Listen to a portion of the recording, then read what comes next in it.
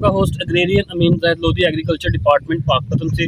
और आज हम बात करेंगे कपास के सबसे ख़तरनाक कीड़े के बारे में। ऐसा कीड़ा जिसने कपास के काश्तकारों को बहुत ज़्यादा परेशान किया है और अब भी वो परेशान कर रहा है। जिन लोगों ने हमारे चैनल को सब्सक्राइब नहीं किया वो हमारे चैनल को सब्सक्राइब करें, बेल आइकन के बटन को प्रेस करें ताकि आने वाली तमाम वीडियोस उन तक बावक़्त पहुंच सके।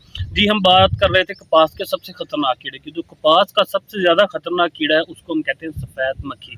आज हम बात करेंगे सफ़ेद मक्खी की पहचान, इसके कंट्रोल और इसके नुकसानात जो कपास पर हमारे काश्तकारों को देखने को मिलते हैं सफ़ेद मक्खी की वजह से। सबसे पहले हम बात करेंगे कपास की सफ़ेद मक्खी की पहचान। सफ़ेद मक्खी के बच्चे और इनके बालिग दोनों हमारी कपास के ऊपर नुकसान करते हैं। नुकसान किस तरह करते हैं कि ये पत्तों के पीछे वाली साइड पर मौजूद होते हैं और ये रस चूसते हैं। अगर हम इनकी पहचान की बात करें तो जो बालिग मक्खी होती है उसका जो कलर होता है वो हल्के पीले रंग का होता है और उनके ऊपर सफ़ेद रंग के पर होते हैं और ऊपर परों के ऊपर सफ़ेद बूंदी सी लगी होती है या इसको सफ़ेदी कह लें कि जैसे हम उसको पकड़ते हैं तो वो सफ़ेद मक्खी इतना नाजुक होती है कि वो हमारे हाथों में ही मर जाती है।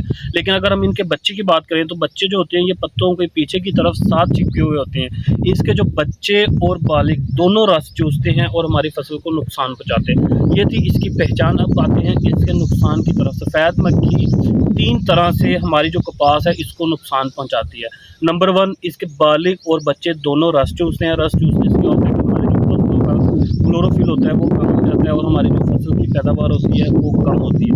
दूसरे नंबर पे जो सफ़ेद मक्खी नुकसान पहुंचाती है कि ये फंगस ग्रो करती है जिसको हम कहते हैं सूटी मोल्ड कहते हैं या ब्लैक मोल्ड कहते हैं। ये पत्ते जो हमारे जो कपास के होते हैं ये बिल्कुल स्याह रंग के हो जाते हैं जैसे कि आप पिक्चर में देख रहे हैं। इनके स्याह रंग होने की वजह से क्या होता है कि जो सूरज की रोशनी है वो हमारे कपास के पत्तों तक पहुँच नहीं पाती और जब ये पत्तों तक नहीं पहुँचती तो इनका जो फोटोसेंसिस और क्लोरोफिल बनाने का अमल है वो कम हो जाता है, जिसकी वजह से क्या होता है कि हमारे जो पत्ते होते हैं या हमारे जो कपास का पौधा है ये क्या करता है, ये हमारी कपास की ग्रोथ को रोक देता है। और जब कपास की ग्रोथ रुक जाएगी तो जिससे हमारी जो पैदावार बढ़ने का अमल है, हमारी जो टीनों के बनने का अमल है वो कम हो जाएगा।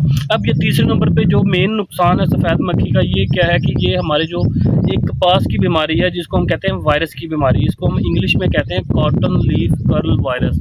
ये उस मक्खी जो कपास की सफ़ेद मक्खी है ये इस बीमारी का वेक्टर है। वेक्टर हम उसको कहते हैं कि जो एक जगह से बीमारी दूसरी जगह पर मुंतकिल करती है। जो वायरस की बीमारी है ये सिर्फ सफ़ेद मक्खी ही कपास के ऊपर एक जगह से दूसरी जगह मुंतकिल करती है और ये करती है जिससे क्या होता है कि हमारे जो पत्ते होते हैं ये पीछे वाली जो इसकी रगें होती हैं ये मोटी हो जाती है और इनके पीछे एक छोटा सा पत्ता निकल आता है जिसको हम ये कहते हैं कि इस कपास के ऊपर वायरस का हमला हो चुका है। ये थे इसके मेन नुकसान जो कपास की मक्खी या सफ़ेद मक्खी हमारे कपास को पहुंचाती है। अब हम आते हैं इसके कंट्रोल की तरफ। जैसे मैंने आपको पहले बताया कि इस सफ़ेद मक्खी जो इसके बच्चे और बालिग दोनों ही हमें कपास के ऊपर रस चूसकर नुकसान करते हैं और हमें दोनों के लिए ही अलग अलग स्प्रे करना पड़ेगा। बालिग के लिए हम अलग स्प्रे करते हैं और बच्चों के लिए हम अलग स्प्रे करते हैं। हमारे काश्तकार क्या करते हैं कि वो एक स्प्रे करने के बाद सुकून के साथ बैठ जाते हैं और वो किसके चीज़ का होता है, वो बालिग को कंट्रोल करने के लिए होता है। लेकिन चंद दिन बाद उनकी ये शिकायत दोबारा देखने को मिलती है कि हमारी जो सफ़ेद मक्खी है कपास के ऊपर वो दोबारा आ गई। हमने पिछले 2-3 दिन पहले स्प्रे किया था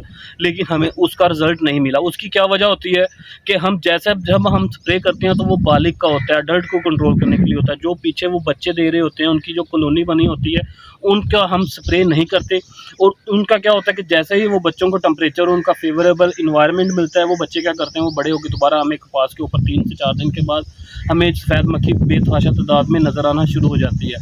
तो तमाम काश्तकार भाइयों को चाहिए कि जैसे ही वो कपास के ऊपर बालिग को कंट्रोल करने के लिए सफ़ेद मक्खी का स्प्रे करें तो सफ़ेद मक्खी के लिए स्प्रे करें तो साथ साथ वो एक स्प्रे छोड़ के उनके बच्चों के लिए भी स्प्रे साथ मिला लिया करें जिसमें हम बैप्रोक्सिन करते हैं, पाइरिप्रॉक्सिफेन करते हैं। ये जो बच्चों के लिए सफ़ेद मक्खी के बच्चों को कंट्रोल करने के लिए स्प्रे हैं, तमाम काश्तकार भाई एक स्प्रे छोड़ के इसको भी साथ मिला लिया करें ताकि हमारे बालिग के साथ साथ हम इसके बच्चों को भी कंट्रोल कर सकें। और सफ़ेद मक्खी हमारे सिर्फ कपास के ऊपर हमला नहीं करती, साथ बहुत सारे काश्तकार भाइयों ने तिली की फसल लगाई हुई है। जितनी हम सफ़ेद मक्खी हमें कपास के ऊपर मिल रही है इतनी ही फसल वो मक्खी हमें तिली को मिल रही है। तिली क्योंकि एक माइनर क्रॉप में आ जाता है लेकिन आजकल बहुत ज़्यादा पैदावार होने की वजह से ये भी हमारी एक मेजर क्रॉप बन चुकी है।